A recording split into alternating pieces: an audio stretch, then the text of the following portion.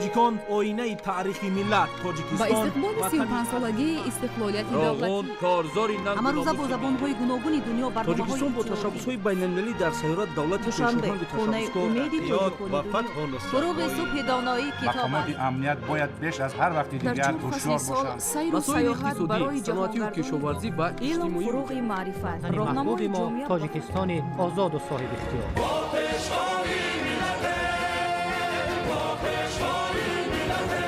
دوست باشید، اتفاق باشید، شکرانه همین دولت کنید، شکرانه همین سرزمین کنید، شکرانه کنید که چنین وطن عزیز و محبوب دارید.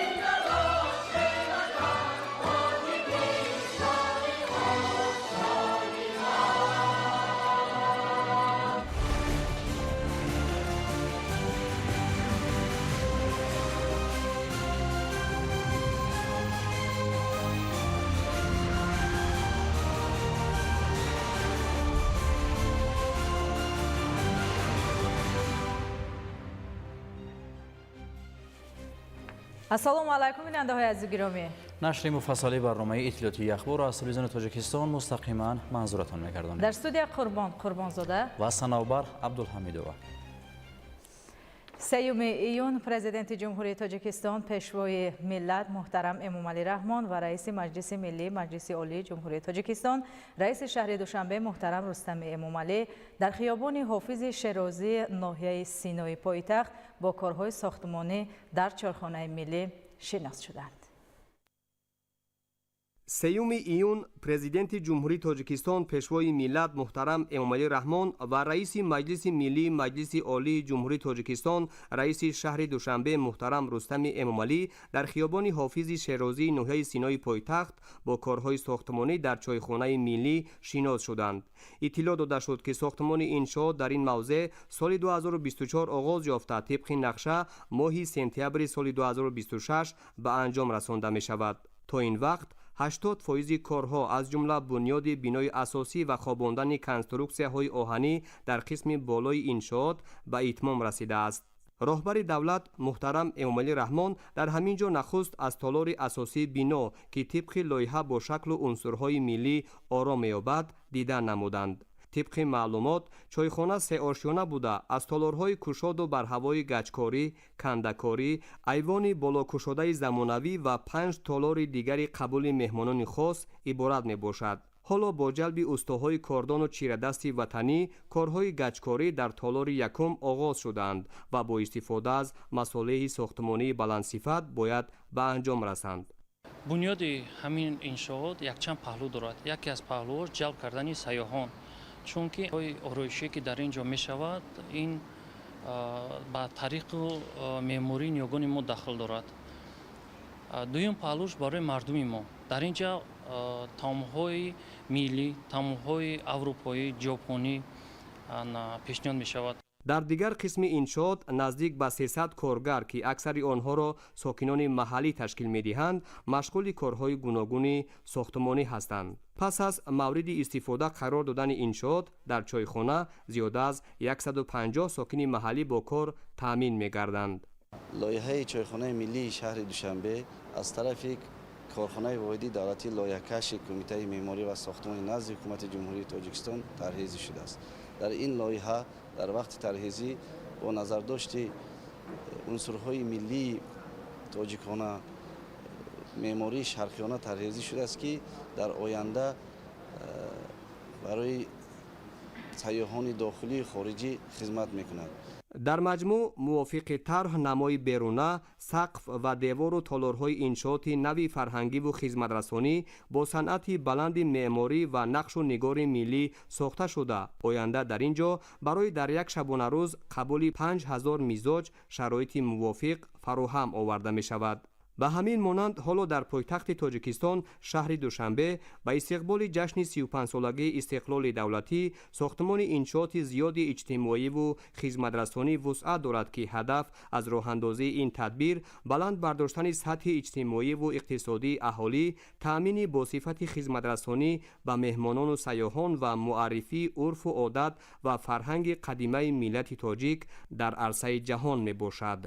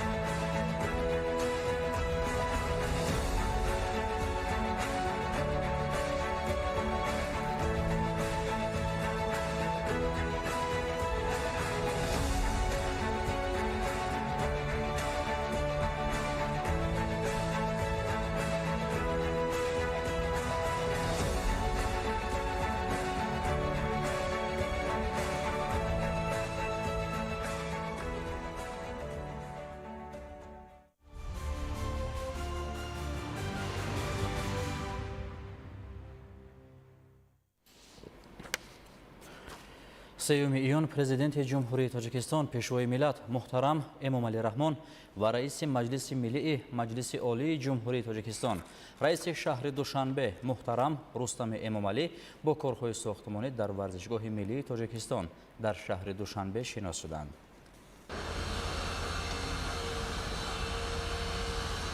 سیوم ایون پرزیدنت جمهوری تاجیکستان پیشوای ملت محترم امامعلی رحمان و رئیس مجلس ملی مجلس عالی جمهوری تاجیکستان رئیس شهر دوشنبه محترم رستم امامعلی با کارهای ساختمان در ورزشگاه ملی تاجیکستان در شهر دوشنبه شناس شدند. انشاءات محتشم ورزشی در میدان 9.5 گکتار بنیاد یافته، در آن زیاده از 30,000 جای نشست پیش بینی شده است. بنیاد کلانترین انشاءات ورزشی تاجیکستان در ادامه تدبیرها به فراهمسازی اینفراستراکچور کار و خدمترسانی سطح بلند در پایتخت کشور مساعدت میکند. ساختمان ورزشگاهی کلانترین در جمهوری که عین حال با صورت تمام ادامه دارد. در عین حال در ساختمان مذکور زیاده از 75 عدد تکنیک‌های کلان حجم و خرد کار کرده ایستادند. ما ساختمان چون با شوق بلند کار کرده ایستادیم، با معاش سری وقتی تامین می‌شوند، حرکت میکنیم که در وقتی معین شده ساختمان ورزشگاه رو به اتمام رسانیم. از ناحیه رشت در اینجا کار و فعالیت دارم. من راننده کرانی مناروی هستم، اما آشم را سر وقت میگیرم و خوشحالم که در این شهاد کلان کار و فعالیت دارم. یادآور میشویم که 15 مارس سال 2019 پرزیدنت کشور محترم امامعلی رحمان با رئیس شهر دوشنبه محترم رستم امامعلی به ساختمان ورزشگاه در پایتخت آغاز رسمی بخشیده با لایحه بنیاد ورزشگاه محتشم شناس شده بودند. حالا در ورزشگاه ملی تاجیکستان تخت و هموارکنی، نصب کنسترکسیاهای آهنی، کشیدن ناقل‌های برق و اینترنت، خط آب و کاریزی، گرمایدهی، دستگاه‌های هوا تازه‌کنی، آرایش درون بیناها، سفالت‌پوشکنی و دیگر کارها جریان دارد.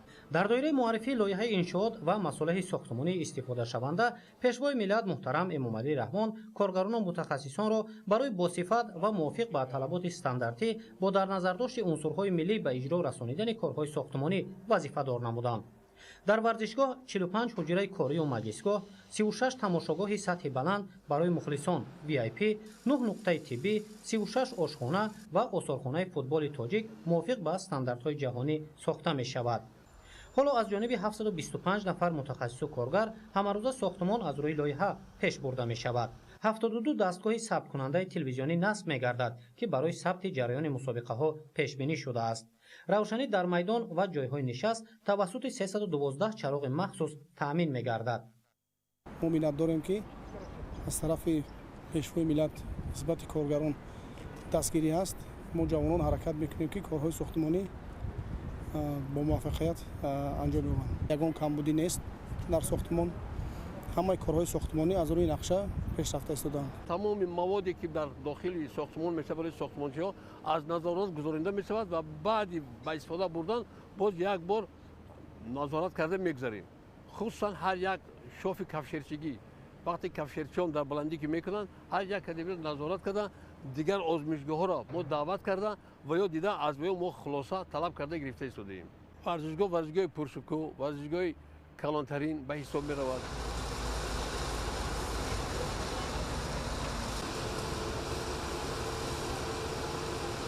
بنیاد انشاءات کلان ورزشی در شهر دوشنبه در ادامه بازی‌های با موفق جوانان تاجیک برای رشد این نمود ورزش در تاجیکستان و منطقه زمینه واقعی می‌گذارد.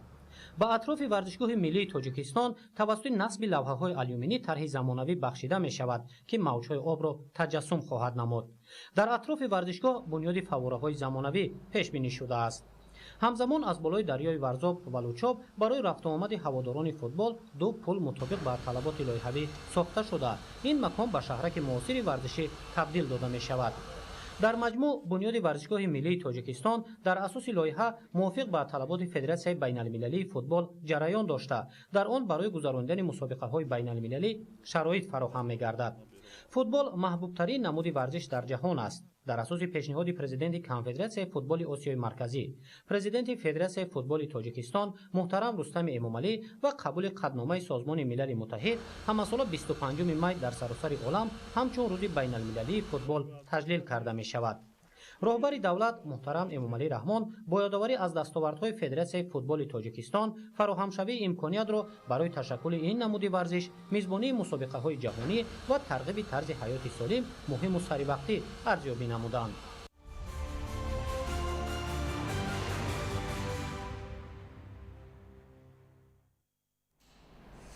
سیوم ایون پرزیدنت جمهوری تاجیکستان پیشوای ملت محترم امامعلی رحمان با رئیس مجلس ملی مجلس عالی جمهوری تاجیکستان رئیس شهر دوشنبه محترم رستم امامعلی از جریان مرحله دوم کارهای ساختمانی در راه ماشینگرد از دروازه غربی تا محله چارتود دیدن نمودند.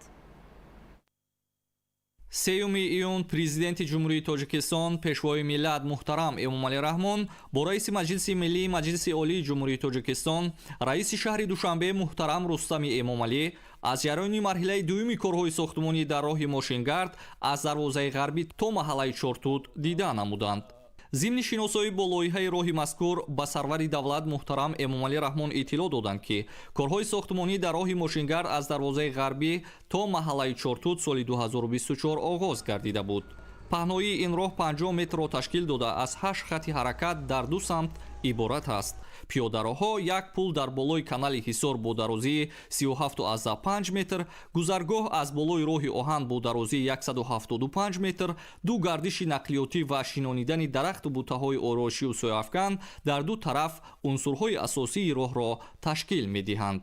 шумораи муҳандисону коргарон зиёда аз 200 нафарро ташкил дода, онҳо бо истифода аз 44 техника ва механизмҳои пуриқтидори роҳсозӣ барои босифат ва тибқи нақша сохта ба истифода додани роҳ ба таври шабонарӯзӣ фаъолият карда истоданд.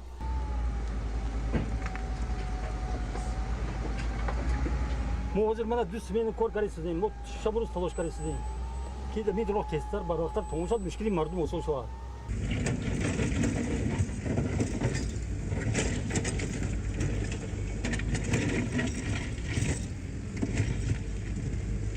роҳи мошингард аз дарвозаи ғарбӣ то маҳаллаи чортуд қисмате аз роҳи ҳалқавии атрофи пойтахт буда барои кам кардани шумораи зиёди воситаҳои нақлиёт дар роҳҳои асосӣ ва пешгирии танбашавии нақлиёт дар шаҳр пешбинӣ шудааст.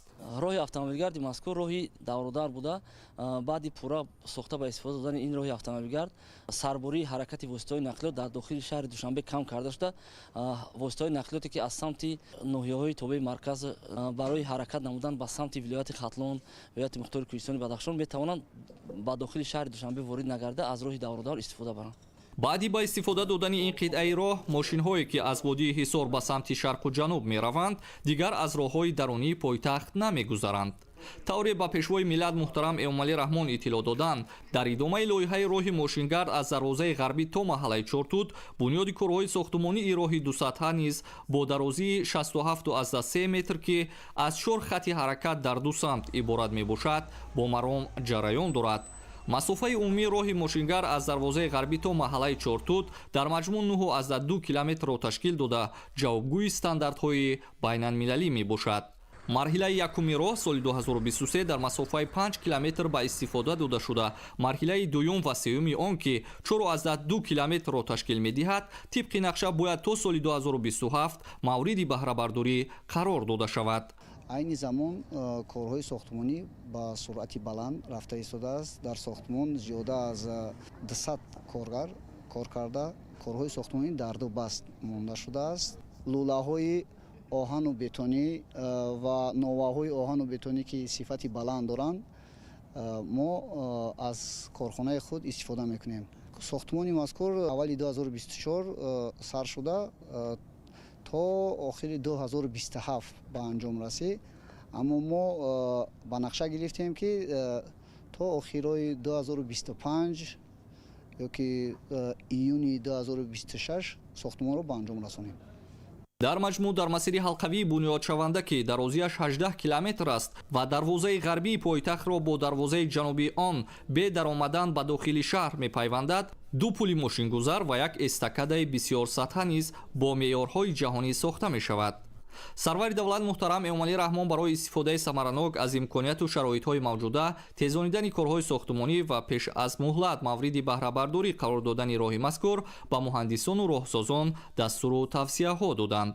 ба ҳамин монанд ҳоло дар пойтахти тоҷикистон шаҳри душанбе ба истиқболи ҷашни 35-солагии истиқлоли давлатӣ сохтумони иншооти зиёди иҷтимоию хизматрасонӣ вусъат дорад ки ҳадаф аз роҳандозии ин тадбир баландбардоштани сатҳи иҷтимоиву иқтисодии аҳолӣ, таъмини босифати хизматрасонӣ ба меҳмонону сайёҳон ва муаррифии урфу одат ва фарҳанги қадимаи миллати тоҷик дар арсаи ҷаҳон мебошад.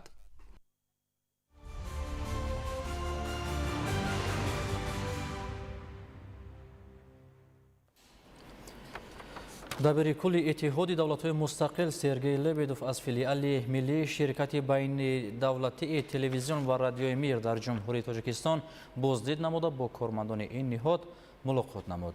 Дар ин хусус Дилшод Ҳакимзода гузориш омода кардааст. котиби генералии иттиҳоди давлатҳои мустақил Сергей Лебедов бо кормандони филиали миллии ширкати байнидавлатии телевизион ва радиои Мир дар ҷумҳурии Тоҷикистон мулоқот намуд ва барои иҷрои саривақтии ӯҳдадориҳо изҳори сипос карда. Ба онҳо комёбӣ тамоннун намуд ва инчунин бо таҷҳизоти техникии филиал шинос шуд. Баъдан ҷонибҳо инъикоси фаъолияти ширкати Мирро дар ҷаласаи дар пешистодаи шӯрои сарони ҳукуматҳои иттиҳоди давлатҳои мустақил ки 5 июн дар душанбе баргузор мешавад баррасӣ карданд.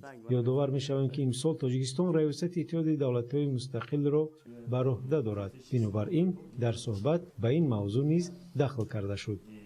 Не могу не сказать о том, что главным желанием, насколько мы поняли, наших таджикских друзей является повысить эффективность нашего содружества. И откровенно скажу, что это желание, оно совпадает с желанием, собственно, и других государств СНГ. шабакаи байнидавлатии садо ва симо дар давоми зиёда аз 30 соле ки фаъолият карда истааст, дар асоси таъсисёбии иттиҳоди давлатҳои мустақил таъсис ёфт ва дар давоми зиёда аз 30 сол он фаъолияте ки ҷумҳурии Тоҷикистон, сиёсати ҳукумати ҷумҳурии Тоҷикистон дар доираи амалишавии худи иттиҳоди давлатҳои мустақил шуда истодааст, инъикос намуда истааст. Тоҷикистон имсол дар худи раёсати иттиҳоди давлатҳои мустақил раёсат мебошад, балки дар оянда ҳама онро идома медиҳем ва албатта бояд қайд намуд ки тамоми на танҳо дар ҳудуди иттиҳоди давлатҳои мустақил, балки дар ҳудуди Аврупо ҳам сиёсати ҳукумати ҷумҳурии Тоҷикистон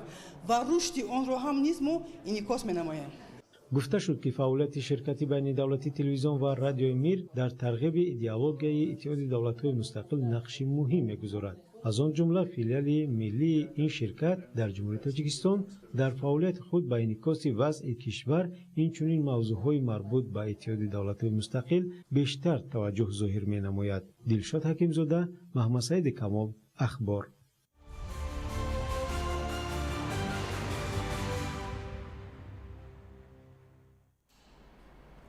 рӯзҳои фарҳанги ҷумҳурии Тоҷикистон дар Федератсияи Русия оғоз гардид ки то 6 июн идома меёбад.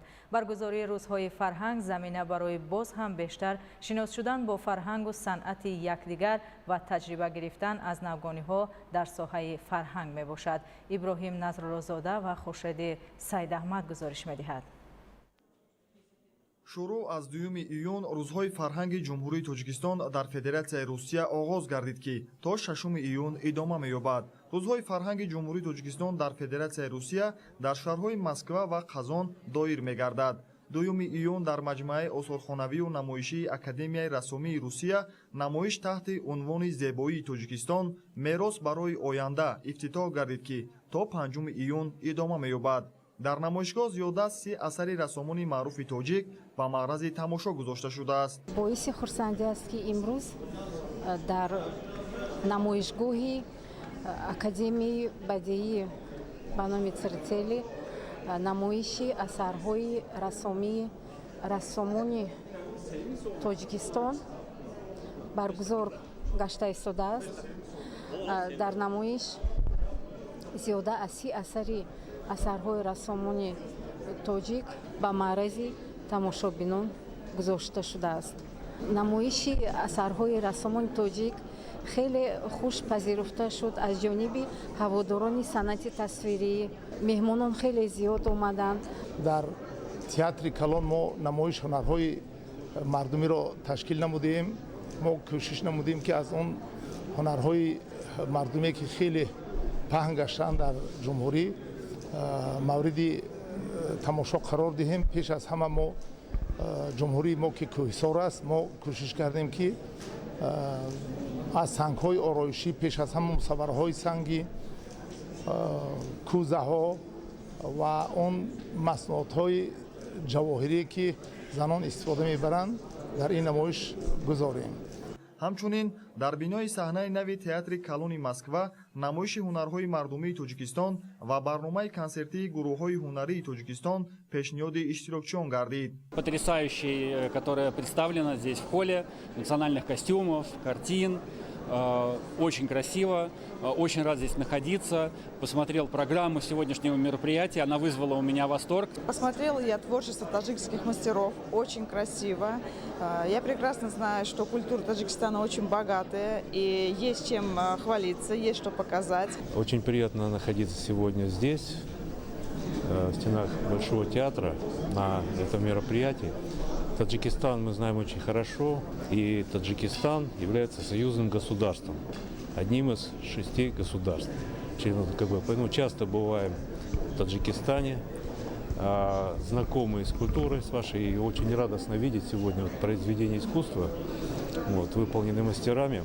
Хотелось бы иметь и дома такие предметы, поэтому мы, когда бываем в Таджикистане, мы обязательно частичку Таджикистана привозим. Это есть в моем доме. Я просто поражена красотой, и мне все очень интересно. Но очень радостно, что народ Таджикистана приезжает к нам, показывает свою культуру и свои изделия. зимни баргузории чорабинӣ масъулини вазорати фарҳанги ҷумҳурии Тоҷикистон иброз намуданд, ки баргузории рӯзҳои фарҳанги ҷумҳурии Тоҷикистон дар Федератсияи Русия замина барои боз ҳам бештар шинос шудан бо фарҳангу санъати якдигар ва таҷриба гирифтан аз навгониҳо дар соҳаи фарҳанг мебошад. Дар барномаи фарҳангӣ ҳунармандони тоҷик оҳангу сурудҳои миллӣ аз қабили шашмақому фалак ва сурудҳои халқиро иҷро намуданд. Инчунин рақсҳои тоҷикӣ бо либосҳои миллии тоҷикӣ муаррифӣ карда шуд. рӯзҳои фарҳанги ҷумҳурии Тоҷикистон дар Федератсияи Русия ба таҳкими дӯстии байни халқҳо мусоидат мекунад. дар замони муосир дипломатияи фарҳангӣ муҳимтарин воситаи амалисозии сиёсати хориҷии давлатҳо эътироф шудааст, ки асоси онро арзишҳои фарҳангии давлатҳо ташкил медиҳад. рӯзҳои фарҳанги Тоҷикистон дар Федератсияи Русия бо баргузории консертҳои ҳунарӣ ва дигар чорабиниҳо дар Театри давлатии академӣ ба номи Галиасгара Камала дар шаҳри Қазони ҷумҳурии Татористон то рӯзи 4 июни соли ҷорӣ идома меёбад. Бояд гуфт, ки як намунаи олии ҳамкории фарҳангии Тоҷикистон ва Федератсияи Русия ин баргузории рӯзҳо ва чорабиниҳои дигари фарҳангӣ дар давлатҳои ҳамдигар мебошад. Иброҳим Назлозода, Хуршеди Саидаҳмад, Федератсияи Русия, Ахбор.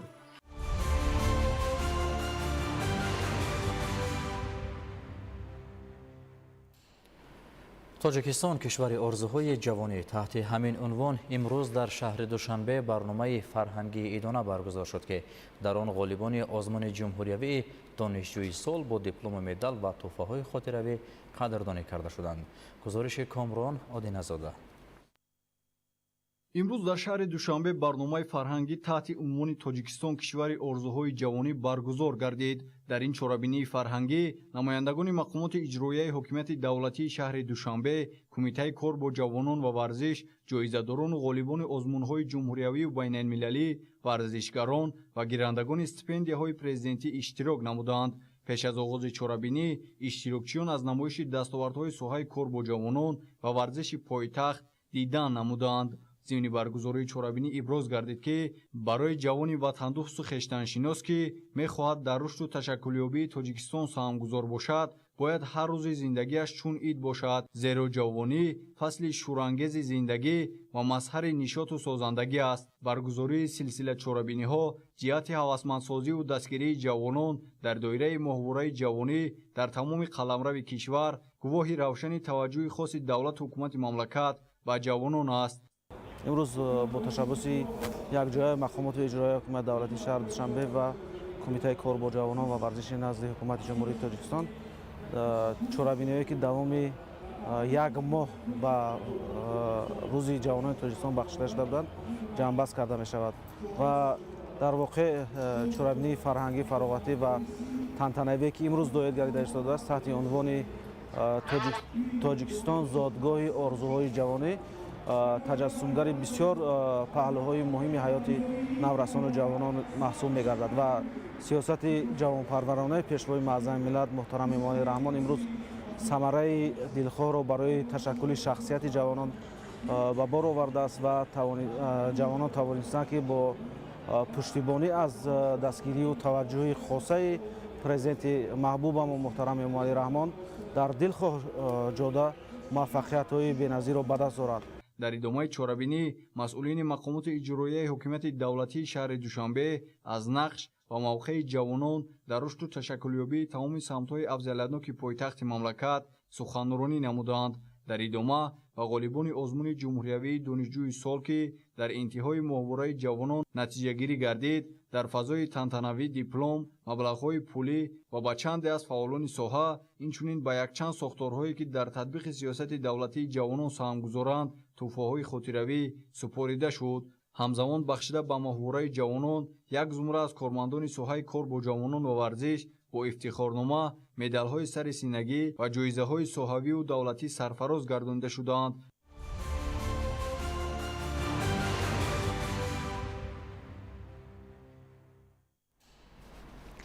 имрӯзҳо аз ҷониби ҳукумати мамлакат барои гузаштан ба низоми рақамикунонӣ дар тамоми соҳаҳо тадбирҳои муҳиму саривақтӣ амалӣ мегардад. бо ҳамоҳангии Бонки умумии ҷаҳонӣ дар раванди амалисозии ҳадафҳои муҳими рушд ки аз ҷониби ҳукумати ҷумҳурии Тоҷикистон сифатнок татбиқ мешаванд, натиҷаҳо ба даст меоянд. инак дар доираи лоиҳаи инкишофи барвақтии кӯдакон дар самти рақамикунонии соҳаи тандурустӣ боз як қадами муҳим гузошта шуд. гузориш дар ин хусус. мукаммалсозии низом ба меъёрҳои муосир, инак бо мақсади ҷоринамоии системаи ҳамқадами замон дар хизматрасониҳо ва низоми бақайдгирӣ дар соҳаи тандурустӣ 220 таҷҳизоти муосири рақамӣ дастрас гардид. технологияи иттилоотии коммуникатсионӣ, системаи мукаммали инноватсионӣ ҳамакнун дар ҳар як сохтори тандурустӣ хоса бахшҳои хизматрасон ба модару кӯдак дар шаҳру ноҳияҳо муҳайё карда мешавад. аснои тақдими таҷҳизотҳои мазкур ба маркази омор ва иттилооти тиббии вазорати тандурустӣ ва ҳифзи иҷтимоии аҳолии ҷумҳурии Тоҷикистон, масъулини вазорати тандурустӣ ва ҳифзи иҷтимоии аҳолии ҷумҳурии Тоҷикистон ва намояндагони Бонки умумии ҷаҳонӣ ширкат доштанд. тавре зикр гардид, таъмини таҷҳизоти мазкур дар асоси инфраструктури маркази ҷумҳуриявии омор ва иттилооти тиббии вазорати тандурустӣ ва ҳифзи иҷтимоии аҳолӣ амалӣ гардида, ҳамчун зерсохтори калидӣ барои рушди рақамикунонии соҳа хизмат мекунад. ин таҷҳизот минбаъд ба муассисаҳои кӯмаки аввалияи тиббию санитарӣ тақдим мегарданд ва имконият фароҳам меорад ки дар сатҳи маҳаллӣ низ рақамикунонӣ вусъат ёбад. ин иқдом заминаи воқеӣ барои таҳкими низоми иттилоотии соҳаи тандурустӣ ва беҳтарсозии сифат ва дақиқии маълумот дар сатҳи аввалияи хизматрасонӣ мебошад. мавриди зикр аст ки ҷиҳати рақамикунонии соҳаи тандурустӣ ва ҳифзи иҷтимоии аҳолии мамлакат аллакай як қатор корҳои назаррас ба анҷом расонида шудаанд. дар ин самт аз ҷониби муассисаи давлатии маркази омор ва иттилооти тиббии вазорати тандурустӣ ва ҳифзи иҷтимоии аҳолии ҷумҳурии Тоҷикистон оид ба ҷорӣ намудани системаи иттилоотӣ ба қайдгирии натиҷаҳои амалиёти тиббӣ дар марказҳои саломатӣ ва солимии репродуктивӣ амалӣ гардидани системаи электронии сабти таваллуд ва фавт дар таваллудхонаҳои кишвар барои мутахассисони соҳа давраҳои омӯзишӣ гузаронида шуда, фаъолият дар ин самт идома дорад. дар марказҳои саломатӣ ва солимии репродуктивӣ амалӣ гардидани системаи электронии сабти таваллуд ва фавт дар таваллудхонаҳои кишвар барои мутахассисони соҳа давраҳои омӯзишӣ гузаронида шуда, фаъолият дар ин самт идома дорад. масъулини соҳа тасмим доранд ки минбаъд низ марҳила ба марҳила баҳри гузаштан ба низоми электронӣ ва рақамикунонии соҳа аз тамоми зарфиятҳои мавҷуда истифода намоянд.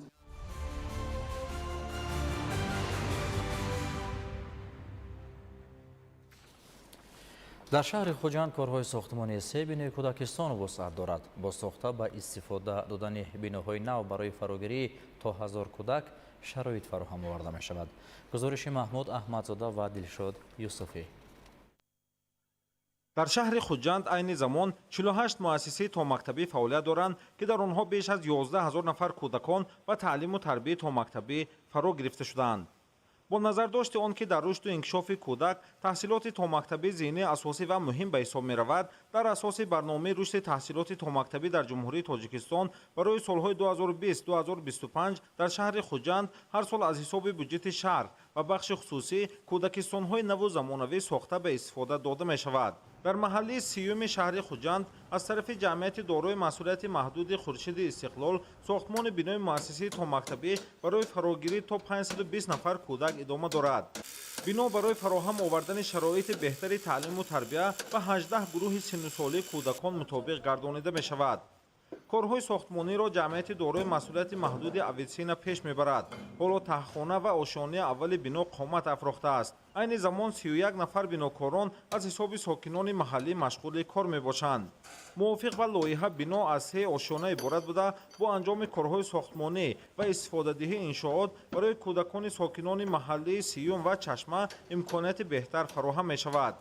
در محله هفتم شهر خوجند از روی لایحه زمانوی از جانب جمعیت دارای مسئولیت محدود فرتون و کمپانیا بنای زیبای زمانوی مؤسسه تا مکتبی به راه مانده شده است که خرج لایحه‌ای انشاءات نوبنیاد 13 میلیون سومانی پیش بینی گردیده است. موافق با لایحه بنای کودکستان با در نظرگیری عنصرهای معماری شرایط مطابق بهره تعلیم و تربیت تا مکتبی کودکان ساخته شده با به فعالیت آغاز نمودن بنای نو 12 گروه کودکان به مؤسسه تا مکتبی فرا گرفته می شوند. عین حال در شهر خوجند 48 مؤسسه‌های تحصیلاتی تا مکتبی عمل می‌کنند که در آن زیاد از 11,000 کودکان فرا گرفته شده‌اند، تعلیم و تربیت می‌گیرند.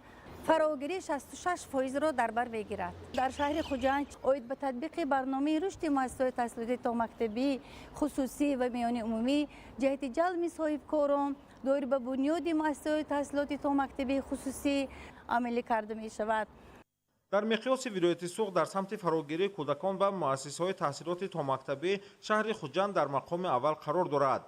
در آینده با ساخته مورد استفاده قرار دادن 3 بنای نو مؤسسه تا مکتبی در محله‌های نوبنیاد شهر خوجند برای فراگیری زیاده از 1000 نفر کودکان و تعلیم و تربیت تا مکتبی امکانات فراهم می‌گردد و این امکانات و شرایط بر رشد قابلیت ذهنی کودکان مساعدت می‌کند. محمود احمدزاده، دلشاد یوسفی، شهر خوجند، اخبار.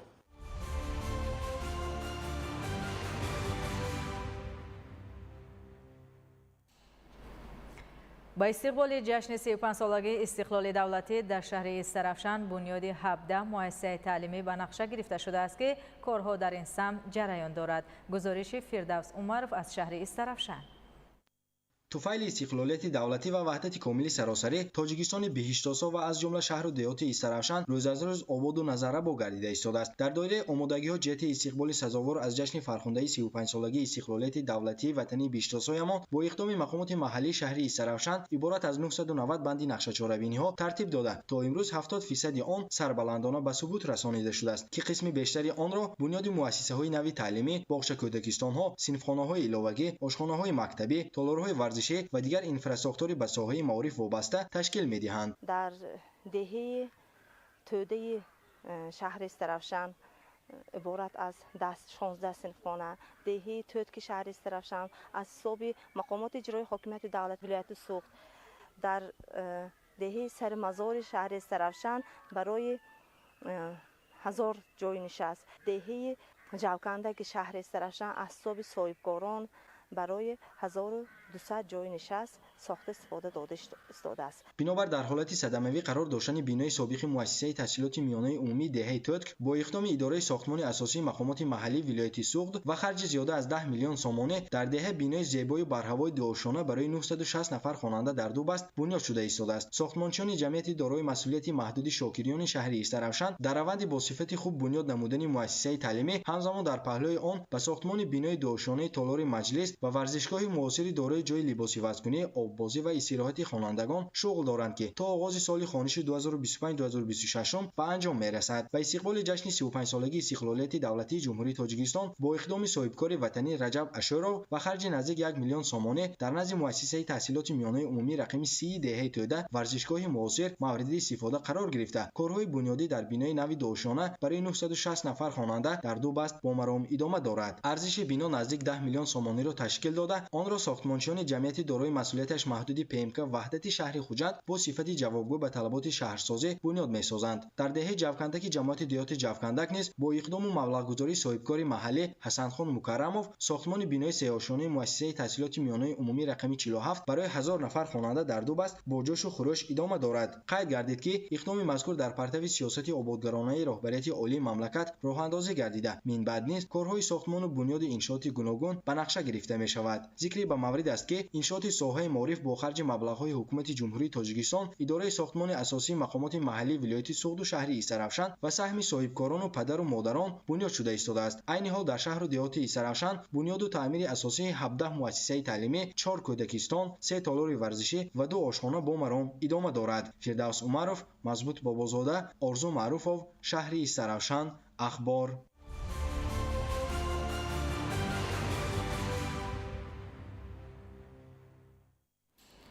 کشاورزان ناحیه کوشانیان وابسته به شرایط و امکانیت‌های موجوده بهره افزون نمودن استحصال محصولات کشاورزی هر قطعه زمین را ثمراناک و عاقلانه استفاده برده از هر یک زمین تا 2-3 حاصل به دست می‌آورند. حالا خواجگیداران ناحیه به جمع‌آوری پیاز بروقتی مشغول بوده محصول دسترنج خویش را در برابر وارد نمودن بازارهای داخلی به خارج کشور نیز صادرات می‌نمایند. محمد رجب عبدالله‌زاده و دولت فیض‌الله گزارش می‌دهند. ناحیه کوشانیان در مقیاس ولایت ختلان یکی از ناحیه‌های اگراری به حساب رفته، ساکنان آن در رشد تمام بخش‌های خواجگی خلق و بهبود بخشیدن در سمت تامین بازار استعمالی در ساحه کشاورزی نقشی کلیدی دارند. در دوران صاحب استقلالی مملکت ساحه کشاورزی در این ناحیه اگراری با مراتب رشد یافته. خواجگیداران وابسته به شرایط و امکانیت‌های موجوده بهره افزون نمودن استحصال محصولات کشاورزی هر یک قطعه زمین را ثمراناک و عاقلانه استفاده برده از یک زمین تا 2-3 حاصل به دست می‌آورند. در ناحیه طبق دورنما امسال در میدان 310 گکتار کشتی پیازی بروقتی کشت گردیده بود که عین حال جمع‌آوریش با مرام خاص ادامه دارد. خواجگی دهقانی بگیجان که در ولایت ختلان اساساً به کشت و پرورش پیاز مشغول می باشد، در جماعت دهات مهنت آباد ناحیه کوشانیان در مساحت نزدیک به 4 گکتار کشت پیاز را به راه مانده بود که عین حال جمع‌آوری حاصل ادامه دارد. ناحیه کوشانیان در مقیاس ولایت ختلان همچون ناحیه اگراری به حساب می رود. ساکنان ناحیه کوشانیان خواجگیداران به پرورش و استحصال محصولات کشاورزی اساساً مشغول می باشند و چخیلی که شما دیده استودید در جماعت دیهات مهنت آباد در خواجگی دهقانی بگیجان سهامداران آن به جمع‌آوری پیازی بروقتی آغاز نمودند. در ناحیه کوشانیان در میدان 310 گکتار کشتی پیازی بروقتی گذرانده شده است. رهبر خواجگی تصمیم گرفته است که پیاز استحصال نموده‌اش را به خارج کشور صادرات نماید. طبق معلومات مسئولین حاصل امساله از سال گذشته دیده فراوانتر به نظر می رسد. مسئولین تصمیم گرفتند که محصول دسترنج خود را در برابر وارد نمودن بازارهای داخلی همزمان به خارج کشور صادرات نمایند. طبق اطلاع کشاورزان ناحیه با استفاده از شرایط امکانات موجوده به خاطر حفظ امنیت عرضه‌خواری کشور، تامین نمودن بازارهای داخلی و زیاد کردن صادرات محصولات بیش از هر وقت دیگر سعی و تلاش نموده ایستادند. امروزها در برابر صادرات پیاز به خارج کشور همه روزه ماشین‌های پربار از حدود ناحیه با محصولات‌های گوناگون کشاورزی به خارج کشور رهسپار می‌گردند که این هم یک قدم استوار برای بهتر نمودن وضع اقتصادی دهقانان و تلف نیافتن محصولات آنها به شمار می‌رود. محمد رجب عبدالله‌زاده، دولت فیض‌الله، ناحیه کوشانیان، برای برنامه اخبار.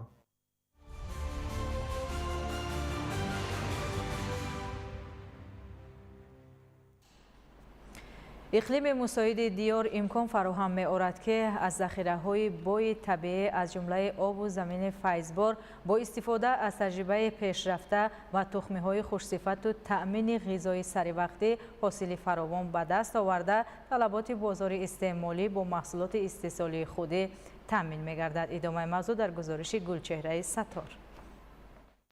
در خواجگی‌های زیرتابع اگنتی تأمینات اموال مخصوصی نزد حکومت جمهوری تاجیکستان هر قطعه زمین ثمراناک و عاقلانه استفاده می شود.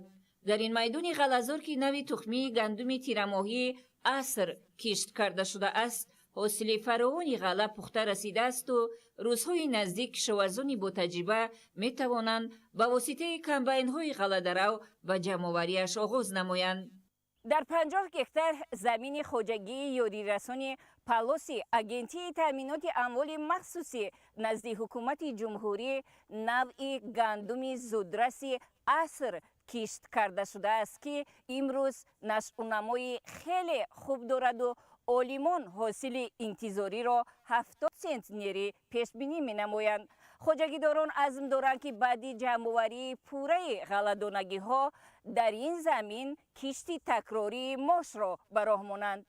ضرورت استحصال با صفت محصولات وطنی را درک نموده برای تامین قسم‌های نظامی مسئولین اگنتی از راه‌های با ثمر و همکاری‌های سودمند استفاده می‌برند تا اینکه از هر یک هکتار زمین حاصل فراوان به دست آورده ذخیره کافی گندم و دیگر مواد غذایی را به راه مانند. این حاصل رسیده که امروز ما و شما او را مشاهده کردیم در کوتاه‌ترین روزها جمع‌آوری کرده می‌شود تا اینکه با جای گندم کشت زراعت‌های تکراری کشته شده و در مهلت‌های معین نموده به انجام رسانیده شود.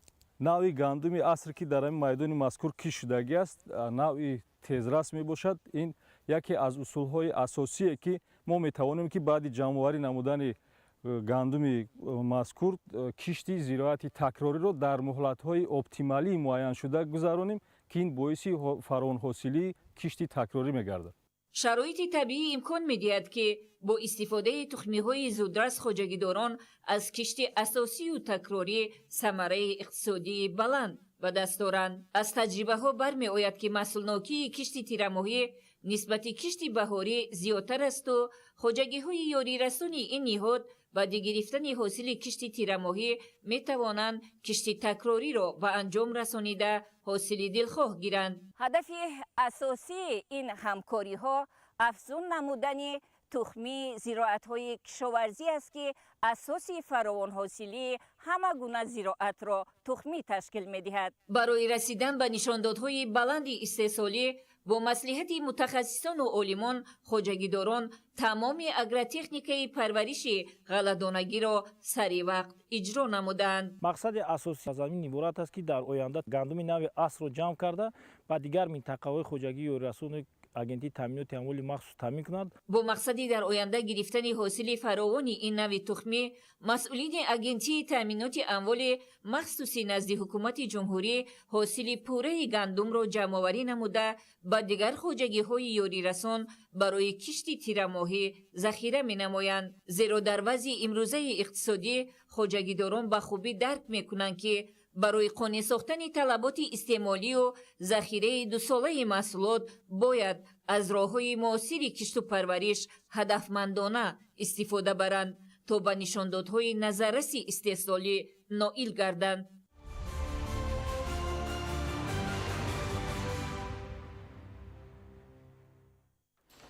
رسومی همچون شغل دوست داشته و تقویت دهنده معرفت و جهانبینی پذیرفته شده چون وسیله بهترین بهره رشد دانش و مهارت و شناخت عالم اطراف به شمار می رود.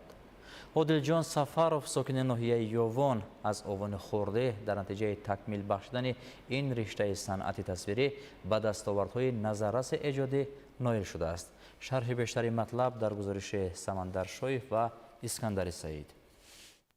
رسام آرایشگر عادل سفرов با هنری والا و تخیلات رنگین خویش هر گونه نقش‌های مفتون کننده را تصویر می‌نماید که این از ذوق بلند ایجادی و زیبایی پرستی این هنرمند چیره دست گواهی می‌دهد. هر یک رسم و مصوره آفریده او عالم معنی را در بر می‌گیرد که از حیات و روزگار و فرهنگ و تمدن ملت کهن بنیاد تاجیک گرفته شده است. با مانند نقش‌های چکن، اطلس و دیگر رمزهای خاص فرهنگ و نیاگان ما در تصویرهای این هنرمند اصیل جا داده شدند. نازکی رسامی را در وقتی مکتب خوانیم در مکتب صنعت بچگانه شعبه رسامی تحصیل میکردم. نازکی را به من استادم سیدا مولوده آموزانید. بعد از ختم مکتب میانه به کالج جمهوری رسامی به نام امروز احمد علیموف تحصیل کرده. سال 2018 با رخصت کالج به شعبه فرهنگ ناحیه یوم به کار آمده. از سال 2018 تا این جانب کارهای مستقلانه دارم و کارهای دکوراسیا و آرایشات جشن‌های دولتی را نیز آرام میدیم. محصول هنری و ایجادی عادلجان سفروف بارها در نمایشگاه‌های گوناگون سطحی بلند راه یافته و میل و رغبت او را به این جاده دوچند نموده است. محصول دستان ما را به همه این نمایش‌های ولایتی ناحیوی توجه دارند، تکلیف کرده و نمایش می‌گذارند. سال 2023 در شهر کلات نمایش بین‌المللی هنرهای مردمی برگزار شد. خیلی خوب گذراندیم. تیاری دیده به آزمون اشتراک کرده تا دور جمهوریوی اشتراک ورزیده صاحب جای افتخاری گشتم و باز تصمیم گرفتن که اشتراک خود را دوام داده. سال 2024 اشتراک کرده سزاوار جای سوم گشتم از نمیناسیون دیزاین رکلام داخل بینا.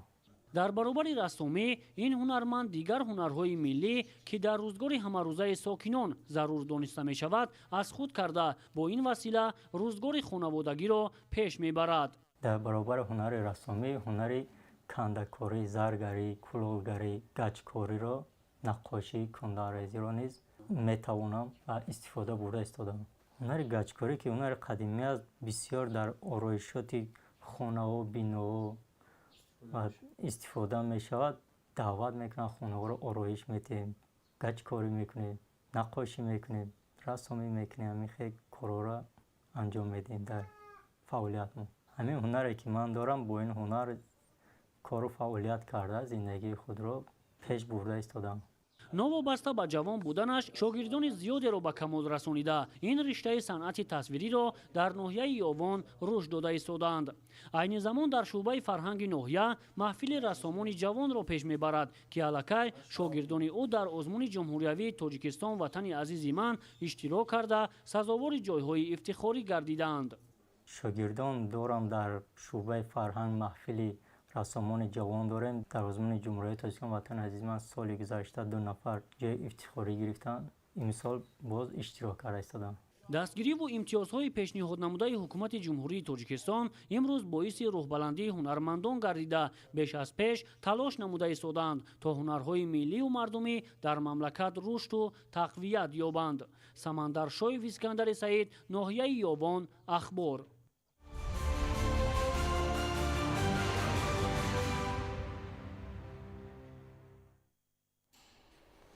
سازتراشی یکی از هنرهای باستانی مردمی تاجیک به شمار می رود که تاریخ کهن دارد. عمرعلی نیازوف ساکن دهه ترد بابای شهر حصار به ساختن اسبابهای موسیقی مشغول بوده در آماده نمودن سازهای دوتار، تار، رباب، غیژک و دایره نقش نظر است دارد. معلوماتی بیشتر در گزارش فریدون صبحان و صدرالدین ابراهیم. هنر سازتراشی برای عمرعلی نیازوف ساکن دهه تردیبابای شهر حصار از تحفه آغاز می شود که سالهای 60 عصر گذشته هنگام تحصیل در آموزشگاه صنعت برای اشغال جای دوم در آزمون به او ساز موسیقی تار تقدیم می کنند. وقت ساز موسیقی کارناشایم می شود خودش آن را تعمیر می کند و از محصول دستش افتخار نموده همین طور به ساختن اسبابهای موسیقی شوق و ذوقش بیشتر می گردد. او حالا آموزگار فن موسیقی مؤسسه تعلیمی دهه تردیبابا است. در برابر پیشبرد سابقه کاری بیش از 40 ساله آموزگاریش فارغ از کار اساسی به ساختن تار، رباب، دوتار، غیژک و دایره مشغول است. یکمین اسباب ساختگی من تار بود. من خیلی تار بود باید. همین خیلی تار بود. اکنون باید تاری که من از شکلش تاریخ کهنه خودم در نگاه کرده ساختم. یک چند جاهاش نفهمه بود. گوشک نداشت. بعد من همین را گرفتم. وقتا زیلونی بزرگ میگفتن شادروان صابیرов پدر ملکه صابیرова همونجا استای کلام بود. استخوانه داشت. پیش همین صابیرов رفتم. و همین نگاه کرد این تاری منو گفت اینا کی ساختگی؟ من گفتم اینا من خودم ساختگی. گرفت دید گفت که یگان استاد دارد؟ من گفتم نه من استاد ندارم ولی هیچ من همین را نو سر کردم. بعد گرفت با من فهموند. اندازه های عمیقی تار را به من نشون داد. یک تا کاغذ کشیده داد به من. درازی دستش چند سانتی متر میشود، بالاش 12 میشود، اینجاش 32 میشود، همه‌اش فهمانده داد. بعد دیگرش ساخته برده با پیشم کس. و کس دیدو نو کمتر کو گفت میشود. аз ту устои хуб мебарад. با گذشت سالها و پیدا کردن تجربه خوب سازتراشی در چندین آزمون و فستیوال‌های سطح جمهوریوی و بین المللی اشتراک نموده صاحب مرتبه خاص گردیده است. از جمله سال 2024 در آزمون جمهوریوی هنرمند سال اشتراک کرده بعد نتیجه گیری اعضای حکمان در نامیناسیون سازهای موسیقی سزاوار جای اول شد. شاگردان را نیز تربیت نموده این هنر را به نسل جوان و نورس امروزه می‌آموزاند تا آنها در آینده برای باز هم معرفی نمودن این هنر قدیمی تاجیکان به جهانیان سهمگذار باشند. شرف کلان است. با آموزگار عادی اینقدر من با یک از تراشیدن اسباب‌های موسیقی تا درجه هنرمندی سال شدم.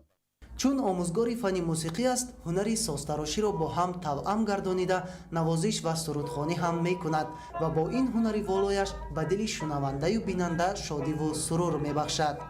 سازهای موسیقی آماده نموده عمرعلی نیازوف را حتی بیرون از کشور سراغ می کنند و صنعتکاران داخل و خارج مملکت از محصول دست این هنرمند استفاده می برند.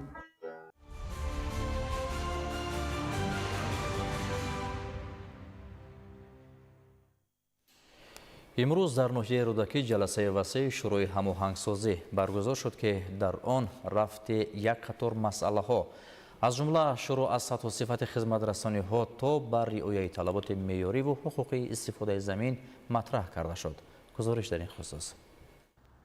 мукаммалсозии низом дар фаъолият ва масъалаи таъмину баландбардоштани сифатнокии хизматрасониҳо вобаста ба талаботи меъёрӣ ва ҳуқуқӣ соли 2024 ва 5 моҳи соли 2025 дар ҷаласаи васеи шӯрои ҳамоҳангсозӣ дар ноҳияи рӯдакӣ муҳимтарин масъалаҳои вобаста ба риояи талаботи меъёрӣ ва ҳуқуқӣ дар истифодаи замин баррасӣ шуда таъкид гардид ки дар раванди иҷрои қонун дар ин самт талаботи қатъӣ ҷорӣ шудааст. аз ҷумла қонуншиканиҳо нисбатан коҳиш ёфтанд. бо вуҷуди ин ҳамоно камбудиҳо оид ба ғасби худсаронаи замин ва ҳуҷҷатгузории ғайриқонунӣ мушоҳида мешавад ки боз ҳам масъулияти баланди касбиро дар иҷрои ӯҳдадориҳо тақозо мекунад. дар ин маврид аз ҷониби мақомоти прокуратура нисбат ба 17 қарор оид ба истифодаи замин эътироз сурат гирифта. аз ҷониби мақомоти амнияти миллӣ 6 ҳолати қонунвайронкунӣ ошкор шудааст. дар робита ба ин риояи талаботи қонунгузорӣ аз раисони маҳаллаву ҷамоатҳо қатъӣ талаб шуда масъулиятнокӣ зарур дониста шуд. мукаммалсозии низом дар фаъолият ва масъалаи таъмину баландбардоштани сифатнокии риояи талаботи меъёрию ҳуқуқӣ дар мадди назар буда он бо такмилу таҷдид пеш гирифта шудааст. ин аст ки нишондиҳандаҳо пайваста мавриди омӯзиш қарор мегиранд. аснои ҷаласа ки бо иштироки мутахассисон ва намояндагониниҳодҳои марбут баргузор гардид муҳимтарин мавзӯъҳои соҳавӣ бо масъалагузории дақиқ муҳокима шуд. дар ин замина зикр гардид ки ҳолати риояи талаботи қонунгузории амалкунанда ба сатҳу сифати фаъолият таъсир мегузорад. зимни омӯзишу баррасӣ маълум гардид ки дар рафти фаъолияти соҳавии баъзе раисони ҷамоатҳо ва маҳаллаҳо ба камбудиҳо роҳ дода мешаванд. бо чунин асос барои бартараф кардани камбудиҳо ва қонунвайрокуниҳои ҷойдошта санадҳо тартиб дода шуда. ҷиҳати тақвияти фаъолият дар ин самт тавсияҳои муфид дода шуд.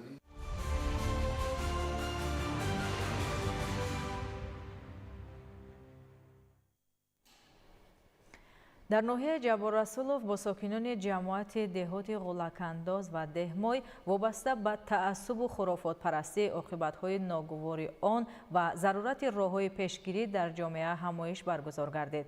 مقصد از برگزاری تربیت جوانان در راه خودشناسی و خودآگاهی ملی و حفظ دستاوردهای صاحب استقلال محسوب می‌یابد. گزارش محمود احمدزاده و دلشاد یوسفی.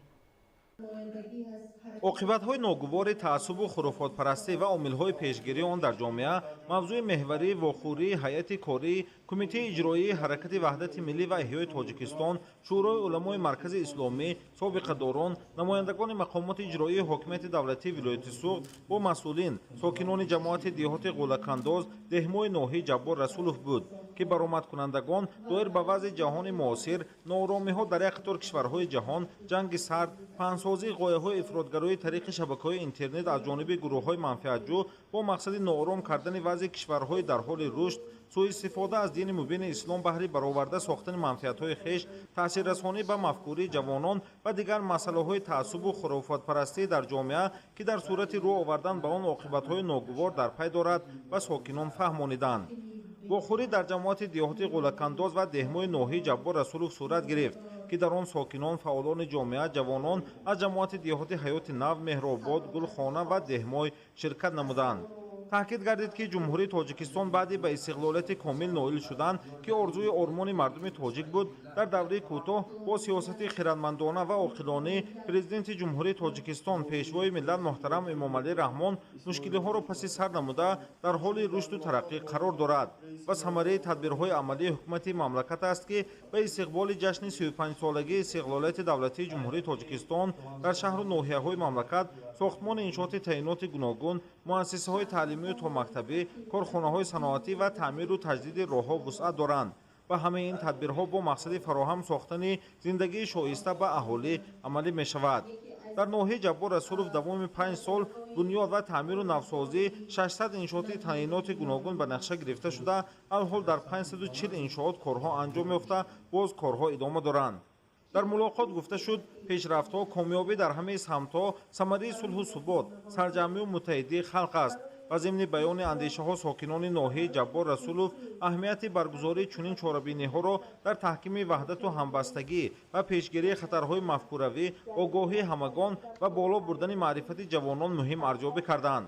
дар вохӯрӣ бо сокинони ноҳияи Ҷаббор Расулов, ҳайати корӣ, кумитаи иҷроии ҳаракати ваҳдати миллӣ ва эҳёи Тоҷикистон роҳи асосии пешгирӣ аз падидаҳои номатлубро боло бурдани сатҳи маърифат, дониш ва ахлоқ, саҳмгузорӣ дар пешрафти кишвар, расидан ба қадри неъмати сулҳу осоиштагӣ арзёбӣ намуданд.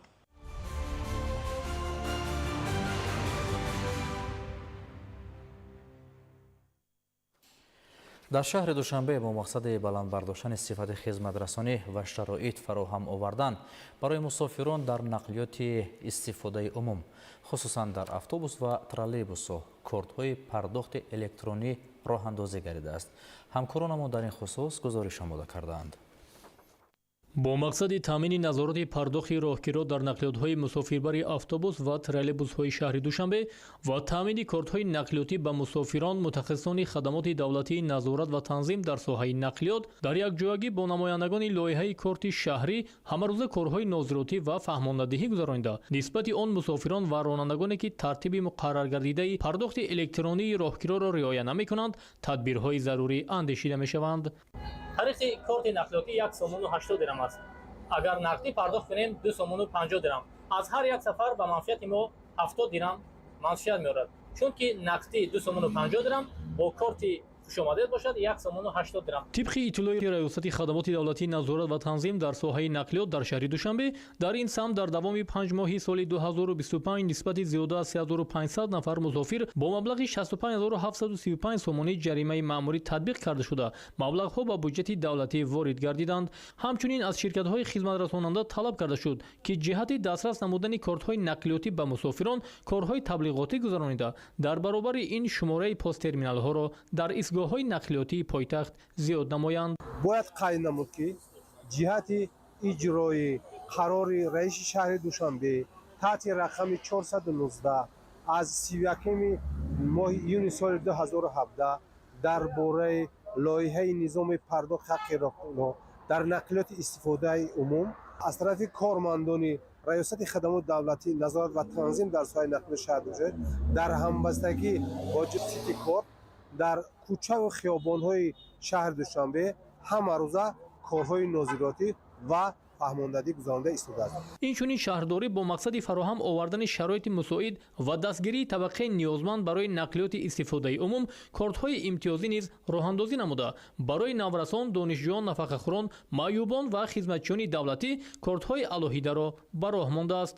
маврид ба зикр аст, ки мутахассисони лоиҳаи корти шаҳрӣ бо мақсади кӯмак намудан ба мусофирони нақлиётҳои ҷамъиятӣ ва таъмини кортҳои нақлиётӣ барои пардохти роҳгиро дар нақлиётҳои мусофирбари автобус ва троллейбусҳои шаҳри Душанбе ҳамарӯза миёни мусофирону ронандагон, донишҷӯёну хонандагон, назди муассисаҳои таълимӣ ва назди изгоҳу дигар мавзеъҳое ки анбӯҳи зиёди мусофирон ба назар мерасад, корҳои нозиротӣ ва фаҳмондадиҳӣ гузаронида, навиштаҷотҳои ташвиқотиву тарғиботиро тақсим намуда истодаанд.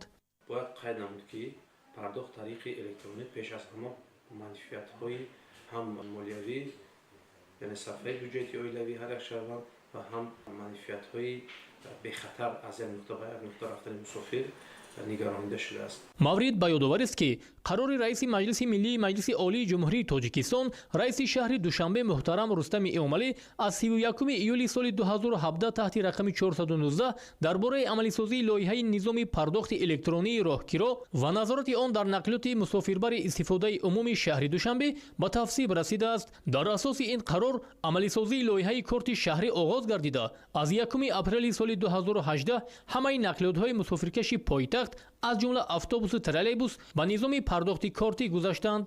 ҳадафи лоиҳаи мазкур беҳсозии хизматрасонӣ дар нақлиёти мусофирбари автомобилии истифодаи умум гуфта мешавад.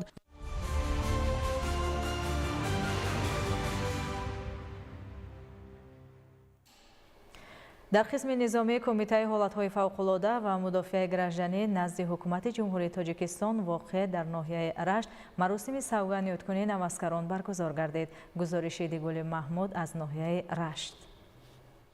дар маросими савганёткунии навазкарони қисми низомии дар ноҳияи рашт ҷойгирбудаи кумитаи ҳолатҳои фавқулода ва мудофиаи гражданӣ назди ҳукумати ҷумҳурии тоҷикистон намояндагони мақомоти маҳаллӣ, прокуратураи гарнизони ҳарбии минтақа ва афсарону сарбозон ширкат доштанд. дар оғози чорабинӣ масъулини кумитаи ҳолатҳои фавқулода ва мудофиаи гражданӣ назди ҳукумати ҷумҳурии тоҷикистон ба сухан баромада хизмати ватанмодар, ҳимояи манфиати давлат, таҳкими истиқлолу ваҳдати миллӣ, сулҳу субот ва амнияти кишвари азизамонро вазифаи муқаддаси ҳар як шаҳрванд маънидод карда, навазкаронро барои ҳифзи марзубуми мамлакат ва хизмати содиқона баҳри ҳаёти осоиштаи мардуми Тоҷикистон даъват карданд. дар ин рӯзи савганди ҳарбӣ савганд ёд мекунам ва ҳамаи мо сарбозон ваъда медиҳем ки аз як гирифон сар бароварда ба президенти ҷумҳурии Тоҷикистон ватани худ ва халқи бузурги тоҷик то нафаси охирон ба бо одобу рафтор интизоми ҳарбӣ ва дар ҳолати омодабошии ҷангӣ доимӣ буда ҳомию пуштбони ватану миллат будани худро дар амал собит менамоем. ба ватан содиқона хизмат менамоем. аз ҷумла қайд гардид ки дар солҳои соҳибистиқлолӣ бо дастгирӣ ва ғамхориҳои ҳамешагии пешвои миллат президенти ҷумҳурии Тоҷикистон муҳтарам Эмомалӣ Раҳмон базаи моддии техникӣ ва шароити зисту хизмати афсарону сарбозони артиши миллӣ боз ҳам беҳтару хубтар гардидааст. ин аст ки ҳамасола шумораи ҷавонони ватандӯст аз тамоми минтақаҳои ҷумҳурӣ аз ҳисоби ихтиёриён афзуда хизмат дар сафи артиши миллиро онҳо барои худ мактаби ҷасорату мардонагӣ ва далерию шуҷоат арзёбӣ мекунанд то ба савганди ҳарбӣ содиқ бошанд. баъдан дар назди парчам навазкарон савганёд карда ваъда доданд ки ватани худро дӯст дошта марзубуми кишвари азизамонро ҳамеша ҳифз менамоянд ва баҳри пешгирии ҳолатҳои фавқулода саҳми арзандаи худро мегузоранд. дар ин чорабинӣ намояндагони мақомоти маҳаллии ноҳияи рашт ба сухан баромада фарзандони худро барои хизмати содиқона, зиракии сиёсӣ ва садоқат ба халқу миллати азизамон ҳидоят карданд. баромадкунандагон қайд намуданд ки афсарону сарбозони қисми низомӣ дар қатори дигар коргарони ташлилоту идораҳои ноҳиявӣ дар бартараф кардани оқибатҳои заминларза ба осебдидагон кӯмак расонида истоданд то манзилҳои истиқоматӣ дар муҳлати пешбинишуда ба истифода дода шаванд. Идигули Маҳмуд, Додарҷони Мирзозода барои барномаи ахбор аз минтақаи Рашт.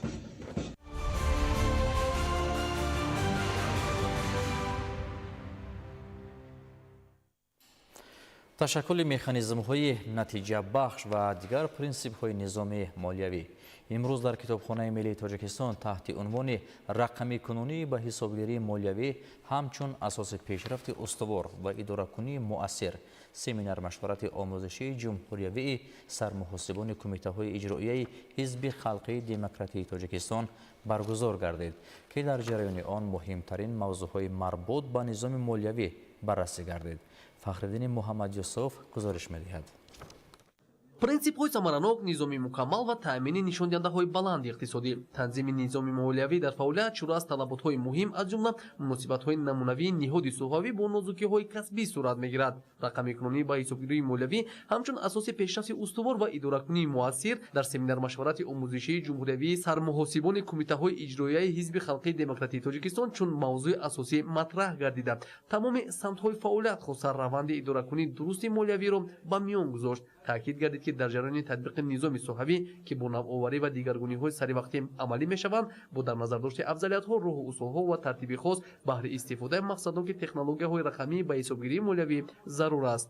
инак эътимод ва шаффофият истифодаи технологияҳои рақамӣ дар низоми молиявӣ ба баландбардоштани шаффофият ва самаранокии идоракунӣ дар иқтисодиёт мусоидат мекунад. бо чунин маром сафарбарсозии ӯҳдадориҳо ва иҷрои босифати рисолати касбӣ тақозо гардид. дар ин замина масъулини комиссияи марказии тафтишотии ҳизби халқии демократии тоҷикистон чун ниҳоди танзимкунандаи фаъолияти молиявӣ натиҷаҳо хоста дурнамои фаъолиятро бо муқаррароти мавҷуда шарҳ дод. бо дар назар дошти ин бо иштироки фаъоли роҳбарони кумитаҳои иҷроияи ҳизби халқии демократии тоҷикистон дар шаҳри душанбе вилояти хатлон шаҳру ноҳияҳои тобеи ҷумҳурӣ вобаста ба самаранокӣ ва баландбардоштани сатҳи касбияти мутахассисон дар роҳи идоракунии молиявӣ муваззаф гардиданд.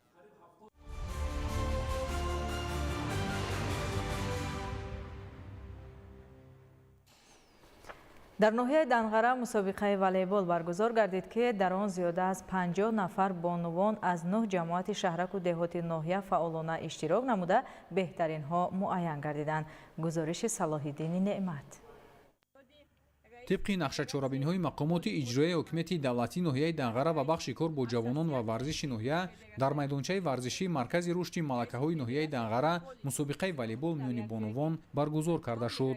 در این تدبیر ورزشی زیاده از 50 نفر بانوان در 9 دسته از جماعت‌های شهرک و دهات ناحیه فعالانه اشتراک نمودند. اقدام مذکور از جانب مقامات اجرایی حکومت دولتی و مرکز رشد ملکه‌های ناحیه راه‌اندازی گردیده برای در سطح بلند گذراندن چورابینی مذکور تمام شرایط‌ها مهیا بود.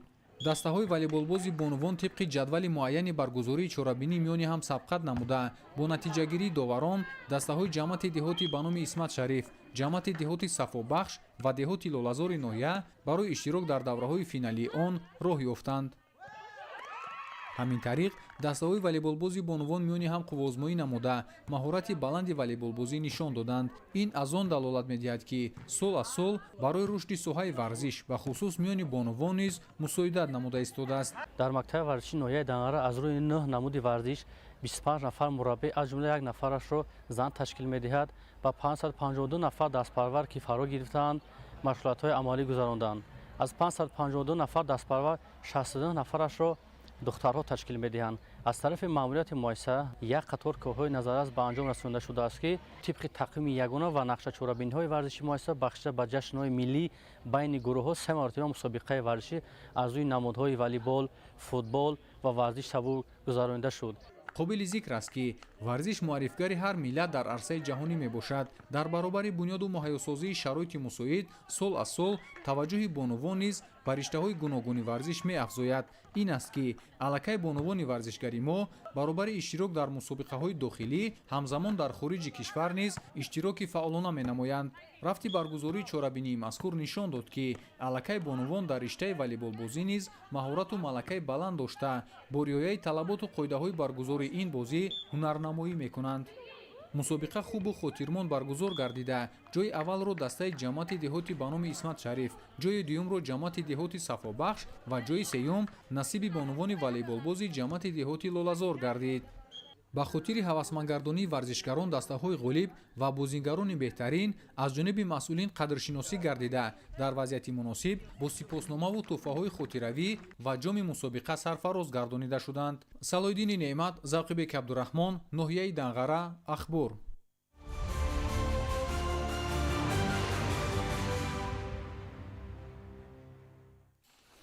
بینندگان گرامی در همین جا نشر مفصلی برنامه اخبار به انجام میرسد. خیر سلامت باشید.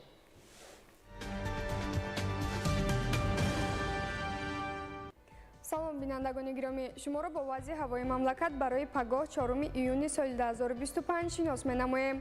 мутахассисони агентии обу ҳавошиносии мамлакат иттилоъ медиҳанд ки дар вилояти мухтори кӯҳистони бадахшон ҳавои тағйирёбанда пешгӯӣ шуда дар баъзе ноҳияҳо борони кӯтоҳмуддат меборад.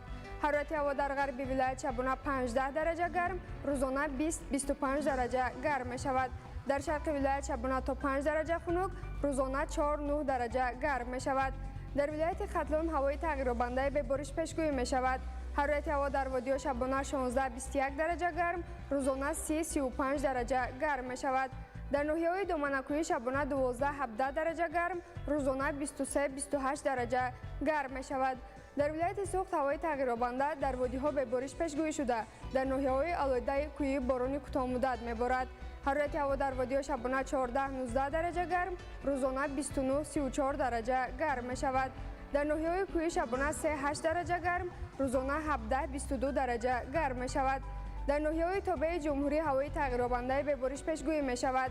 حرارت هوا در وادی‌ها شبانه 14-19 درجه گرم، روزانه 29-34 درجه گرم می‌شود. در ناحیه‌های کوهی شبانه 6-11 درجه گرم، روزانه 21-26 درجه گرم می‌شود. در شهر دوشنبه هوای تغییرابنده به بارش پیشگویی می‌شود. حرارت هوا شبانه 16-18 درجه گرم، روزانه 34-36 درجه گرم می‌شود. بینندگان گرامی، در همه گونه وضع هوا به شما تعبیر خوش و بالیده را تمنا داریم. تا نزدیکترین دیدار، خیر.